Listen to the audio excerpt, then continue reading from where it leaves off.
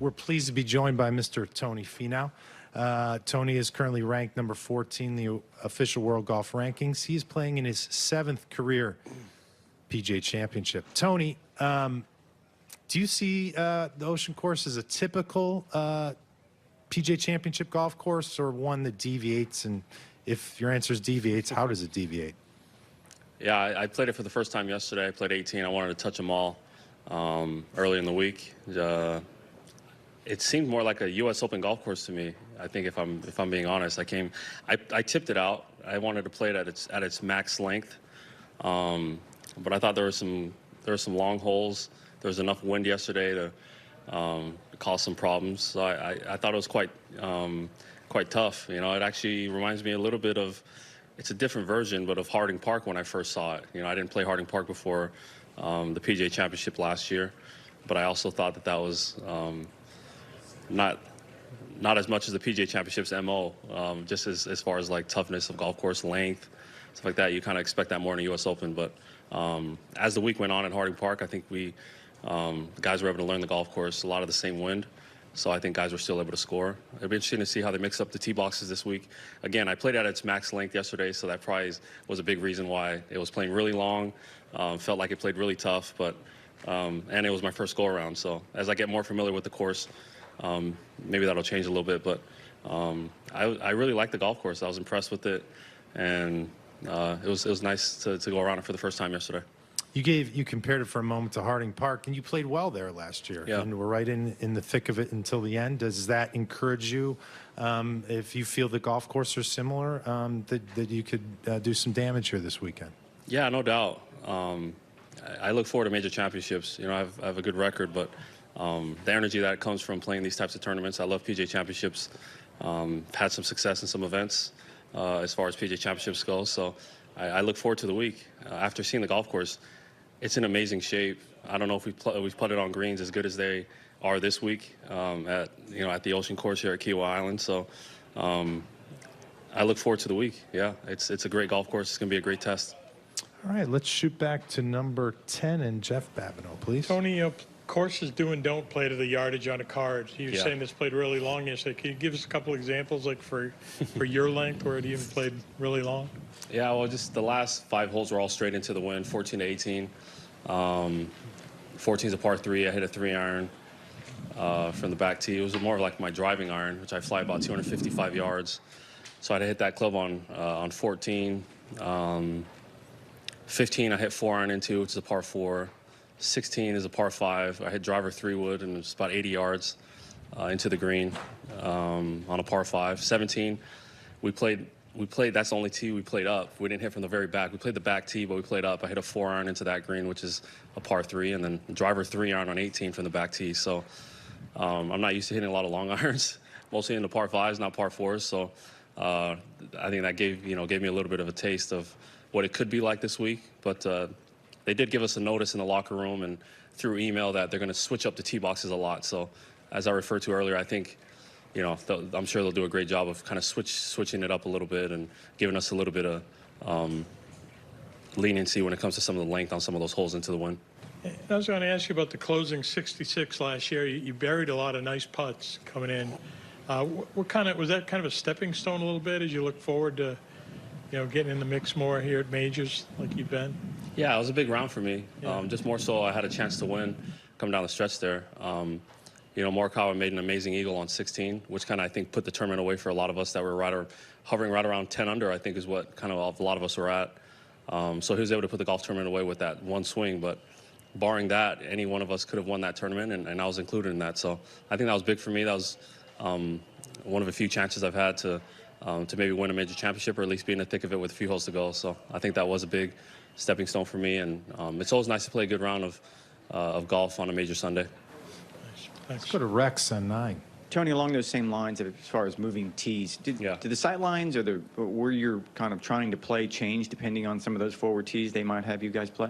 Yeah, no doubt. Right out of the gate, number 15 is a hole that comes to mind as a hole that, you look like you want to hit it over the left bunker, but from that back tee, it's pretty much impossible into the wind. I tried to do that yesterday and ended up, again, hitting a 4-iron out of that bunker onto the, trying to get it on the putting surface. So if they move that tee box up a little bit, I think you can cover some of that bunker on the left side there. Another hole that comes to mind, number 9, you know, if they move the tee up, you can kind of cut the corner off. It's a little dogleg left. So it'll be interesting to see how they mix it up throughout the week. But I think our job as players is try to be prepared for all of it. And that's why yesterday I wanted to play it at its pretty much max length, to just play it at its toughest element and just know from there I can kind of move my sight lines as the tee moves up. I think that's easier to do that than play where you think they're going to play it and all of a sudden be surprised that they played a lot longer than maybe what you thought. Before, tried to play the course as hard as it possibly could play anywhere? Yeah, I mean, I do it most of the time at home. I just like maxing it out and tipping it out just to continue to challenge myself and have the furthest I can into all the greens. So I just know for sure yesterday was quite a test. That's why I refer to it as maybe a U.S. Open setup. But again, I don't see them setting it up that way and maxing it out on every single hole. But I wanted to do that just to play the golf course at its max length. Let's go to microphone 4. Tony, when you show up at a PGA Tour event and you contend, people might end up being disappointed when you don't win. Do you almost feel less pressure showing up at a major championship, number one, because you have a good record in majors, and number two, because most of the players in the field haven't won a major before?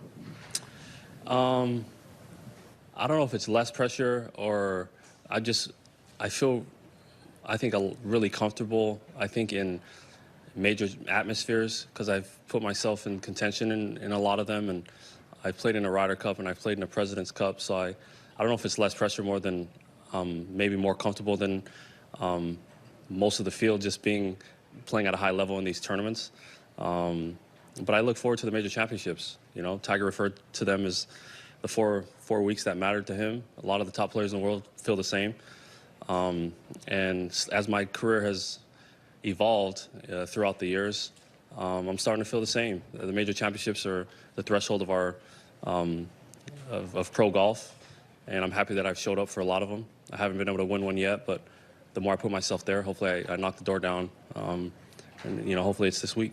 Brooks has talked about at a major he only feels like there's some portion of the field that he has to worry about. Do you feel the same way, given how you've performed? Yeah, I think there's definitely a belief in major championships. I think there's only a certain amount of guys that actually believe they can win, like deep down. I think I'm one of those guys. I believe that I can win a major championship with my track record, with my type of game that holds up well and on big golf courses and under high pressure situations. So I look forward to the challenge this week. You know, this is the challenge we have at hand, and but I think I'd have to agree with Brooks. There's only a certain amount of guys that believe they can get it done, and hopefully I'm that guy this week. Let's go to Alex 7. Yeah, Tony, talking about probably having an advantage of your length if you tipped it all the way back. How much is your advantage negated if they start moving tees around all over the place on this golf course? Yeah, anytime you play the tee boxes up a little bit more than, or don't play the full length of the golf course, I think it takes away some of the advantage. But there's always an advantage when you hit it further than most of the field. And it's not only off the tee. You know, I think most people refer to length being off the tee, but it's hitting into the green with a little more lofted club, being able to hold your ball a little faster than most guys. Whether that's into the wind, downwind, that's a big advantage. Hitting out of the rough. Yesterday on number 4, I drew a terrible lie out of the rough on the left side. It was into the rough only about a foot, and the ball was almost buried. I was about 190 yards into the wind, but I was able to I probably swung harder on that than any shot I hit yesterday, and able to get that within 40 yards of the green. I think that's a big advantage. Maybe most guys would be able to advance that ball 60 or 70 yards, and I was able to advance it about 130, 140 yards. But I think, you know, length is a lot more than just off the tee. I think it's into the greens and hitting out of the rough. When you're able to advance your golf ball a lot further than most guys, I think that's an advantage as well. Okay. And one other thing, this week you get to use the yardage devices as well as your book. Which one would you rely on more? You mean like during the tournament, we're able to use it? We really are? You didn't get the memo. Huh? I didn't know. We can use our rangefinders during competition? Certain portions, certain facets of the rangefinder operation, yeah. No slope. No slope? Yeah, I didn't know that. I haven't had time to think about it, but I'm sure I'll just refer to what I'm used to, which is just looking at the yardage book, walking it off with my caddy. You know, there's a lot more numbers, I think, than just the flag stick, you know, for us. So, but that's interesting. I didn't know that. I'll tell my caddy, and maybe we'll do some work with it. Doug on 8. Did you know you guys get to scoop away all the 2-footers this week? Oh, 3-footers, you said? I'm in. Hey, Tony, when Brooks made his comment a couple years ago about the number of guys who can win, if you have belief that you can win, do you have to have either won one in the first place or at least contended for that belief to count for anything? I think that's a big part of it. I think the big part of the confidence comes from being there before. I think a great example is Gary Woodland. You know, before 2019, he hadn't posted a top 10. He posted top 10 at the PGA Championship, and he wins the next major. I think that confidence is huge, just being there before and having performed under that immense pressure. And I think for most cases, that's true. Not all. I mean, Colin Morikawa wins last year. Amazing talent, but I don't know that he had been in that situation before. So it's not in all cases, but I would say in most cases, having that advantage of just being there before, knowing what it feels like and tastes like, I think is a big part of having the confidence to close one in major championships.